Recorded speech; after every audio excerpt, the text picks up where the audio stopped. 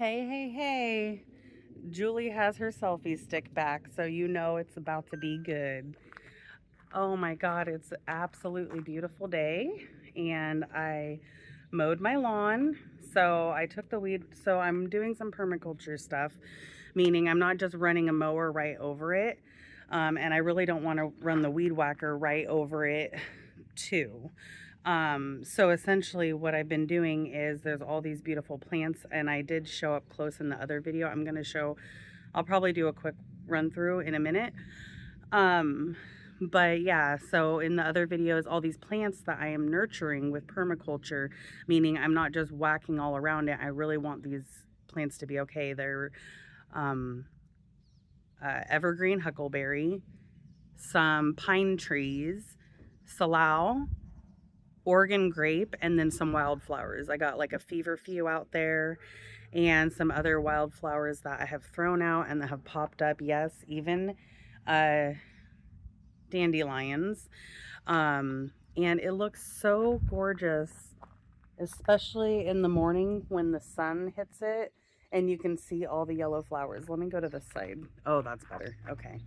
So, I don't know if you can really see that because it's so bright, but there's just all these beautiful little pops of flowers coming up. So I took my machete, and if you saw on my Facebook post, I did weed whacker versus machete, but that was because I ran out of weed whacker string, and I was like, oh, I really do need to get this done. So I just found my machete and was like, well, maybe I can just get at least the tops. And then I found that that worked so well that I actually did that with the whole process. And it was a lot of exercise. I think I got um, my heart rate up to something. I just got a text that distracted me. I think it was like past 140. I don't know. It was in the vigorous zone. So my watch tells me like which zone, you know? Oh, I'm practicing with the face paint. So we think this is going to be good face paint. We have a bunch of tubes of this, me and my mom. And when you wipe it, once it's dry, it doesn't really come off that much. It's kind of latexy, but yeah, it's non toxic. Anyway, the watch tells me my heart rate zone, and I've been losing weight because I've been moving a whole bunch and keeping my heart rate up and drinking lots of water, all that good stuff, you know? Yes. But anyway, so the yard had to be done. It had to be done. So let's take a tour and I'll show you everything that I did. Okay, so the front yard is looking really great. Um, we have this little tiny corner garden right here that greets you up to a couple different walkway options. We got one to go to the back and to the left to go into the yard. And then this middle section, I think that'll be another like walkway or just part of the lawn, a tree, a peony, and then a garden bed behind the peony and the golden chain tree with a couple of seating options. Yes, very pretty. And this little garden bed will greet you. It doesn't have any flowers right now, but they are going to come again. These are speedwells, I believe. Yeah, blue speedwell. And these are purple dianthus. And that is a friend. And that's why I do it. They are so cute. Yep. So I like to leave as many flowers as I can, especially in the early spring. So I don't just whack all the dandelions down, but I will once the bumblebees have woken up. And then for this line right here, from that area, I want to really sharpen this edge right up to where the fence is. Really sharpen that edge and then block it with something. I don't know if I want to use my really expensive retaining wall blocks for that, but I actually might. So, because they're very pretty and I wanted them for the backyard, and I'll show you guys later. But I think that they'll look better in the front.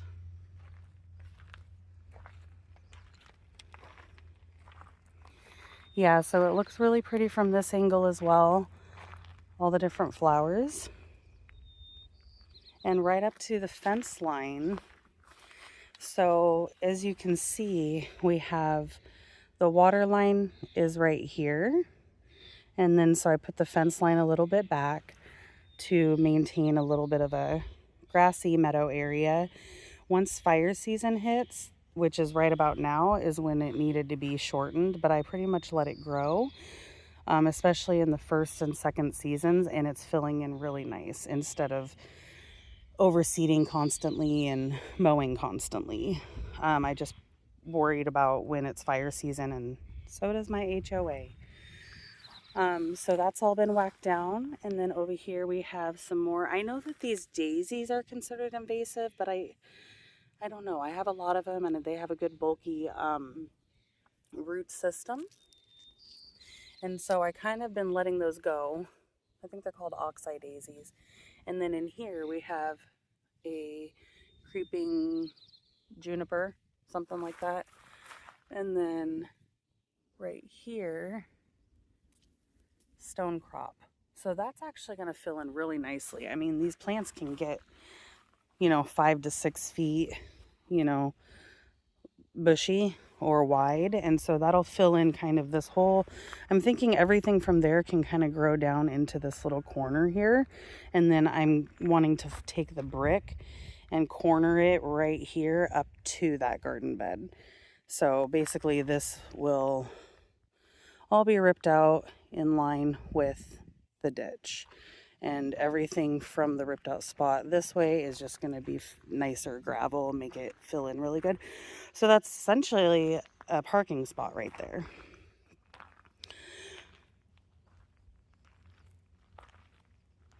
And now we can see from the water line forward, I just want to leave it all natural. Couple of reasons. If they ever have to dig it up, I didn't put a bunch of money into it. They probably won't have to dig it up. But it also provides a beautiful hedge. And you can see in the other areas, people have hedges like that with different types of bush and stuff.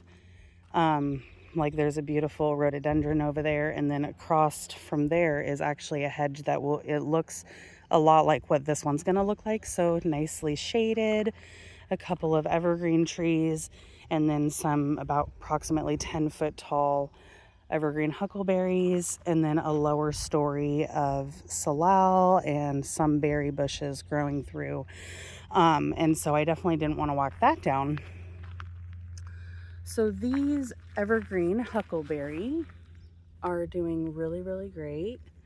I am getting some flowers on some of them, but you can see when you get down close, the reason to leave some of these weeds, oh, look, we have a Scotch broom right here. So what I do in the springtime is I just walk it and I identify anything invasive that I don't want. And then if I had my clippers, I would have just cut that like forever ago, but I'll just yank.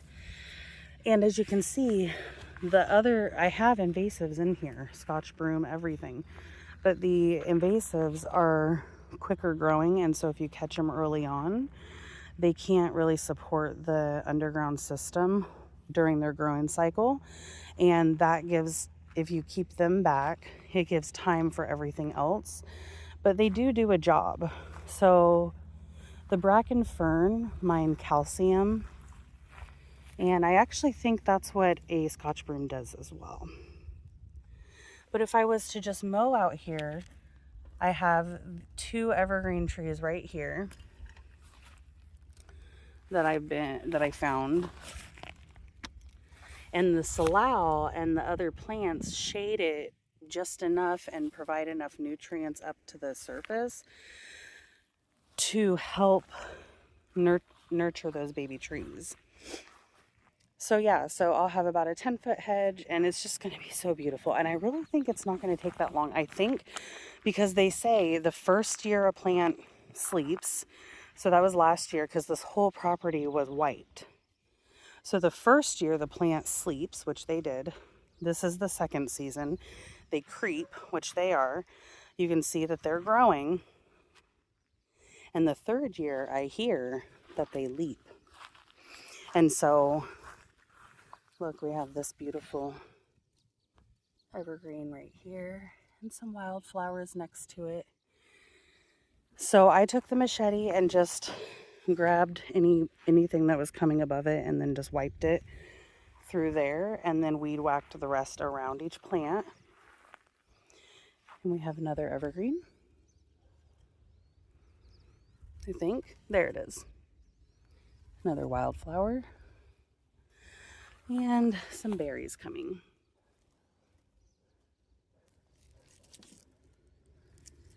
I think those are salmon berries.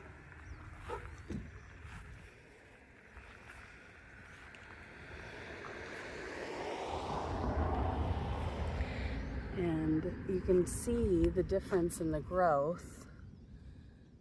So the green is usually an early season or last year's growth, and then the red is new. So on these plants, I've gotten about an inch, maybe even 2 of growth in one season. And that's in a creeping year. So I think in a leaping year, we're probably looking, and I haven't looked up the stats, but we're probably looking at 3 to 4. Some plants grow about 1 inch, 2 inch. Some grow 6 inches a year. Look at that beautiful salal flower. We're gonna have some little berries here for the birds. So pretty. So pretty. This tree, oh, I almost stepped on it, is quite large. All the lime colored growth is this year. I mean, that tree has grown like at least 4 to 5 inches. I mean, literally from this center point to the top is all new. It's like, okay, maybe 2 or 3. I have a tendency to exaggerate, but this little corner has a couple of trees. So there was the one we were just looking at. Here's another. And here's another one right there. And a bracken fern. So I would just pluck it out of there, because we have a nice salal patch right here on this corner. So that's going to be beautiful. Another evergreen. See that? And a nice little, I like the positioning of these ones. Hold on, let me get up in the, I like the positioning of those 3 right there in that corner, and then this one up here is going to fill in, but you can still kind of get in here behind them, and then it'll kind of block that, but still leave room if you do have to get to it with just some salal and Oregon grape right here. That'll kind of fill in this area. So the Oregon grape will grow and fill in this area really nicely. I think it gets about a foot, maybe 2, and tall and wide. So that area is about that much.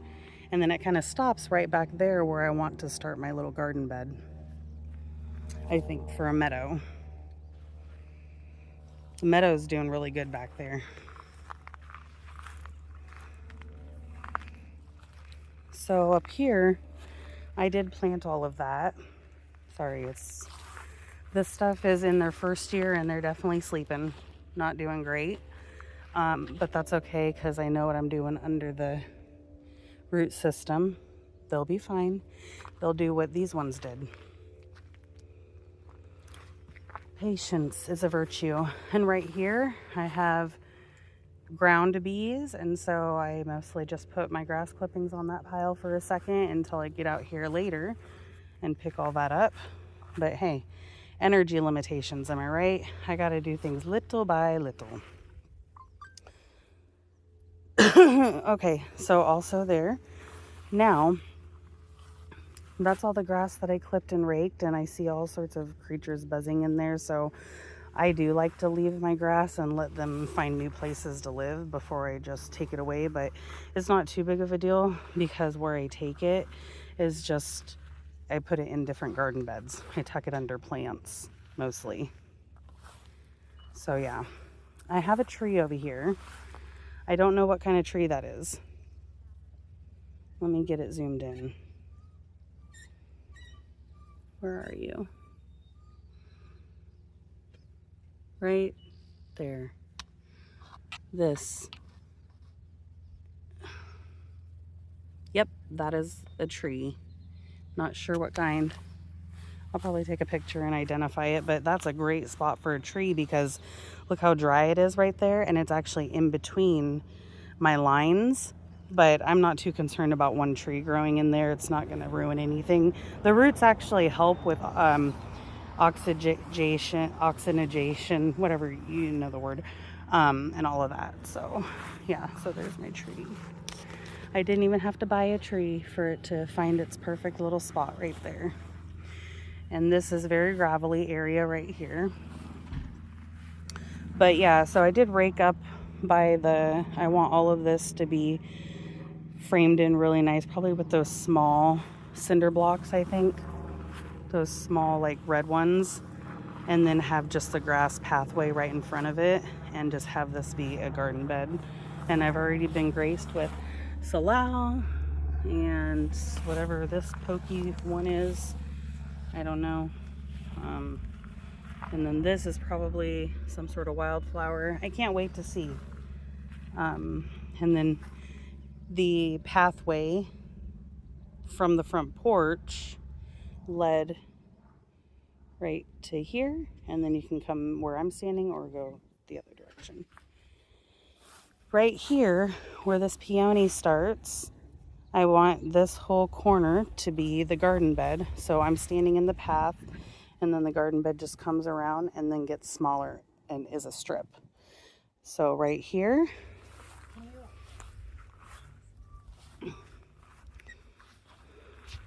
hi Mom. So now how you would come to the other side, and this is where all the paths converge.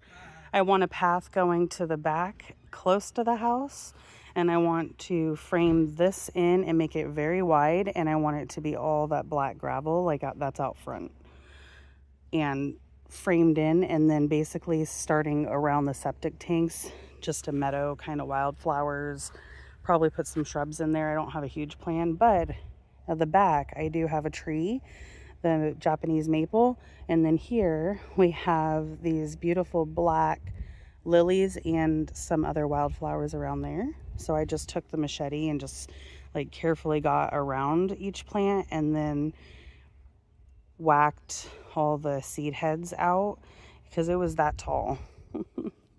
And that's as tall as me. But anyway, and then we have the path I just weed whacked straight down to it, and the peony. So then you come over here, we have a wildflower bed right here, and this is where we just walked. And I can see some flowers in here. I don't want to shade it out. I have, oh my gosh, you guys are going to be, you're going to crack up because the grass is growing my plants for me. So they're hidden, but they're not in bloom yet. And as soon as they're ready to bloom, they're going to be poking their little heads up. And the grass will have done its job.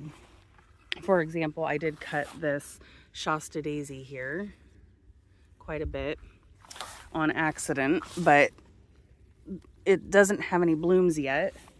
And then we have a forget-me-not back there. And I know I have so much other stuff in here. Cosmos, pansies, I think, or violas. And this delphinium back here. So I just laid the grass. I tucked the grass into my pot. Little composting in place. And then I want... Come on. Back. Go.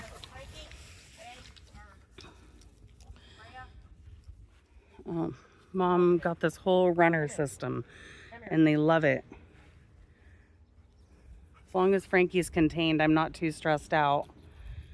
Freya's fine for a minute. Come here, Freya. Frankie has to be contained. Yeah, so I raked this down. It's very walkable. And all along the edge, I have a few wildflowers, the oxeye daisies. This one, I don't know what this one is yet, but I think it's actually really pretty. So I'm gonna probably try to identify that one and see if it's not invasive. I'll leave it because it's very pretty. I think I have, let me step in here. So now you can see, you can totally step in there. I mean, it's only 8 inches or so. Oh, that's a berry or something. I don't know. I can't tell what that is.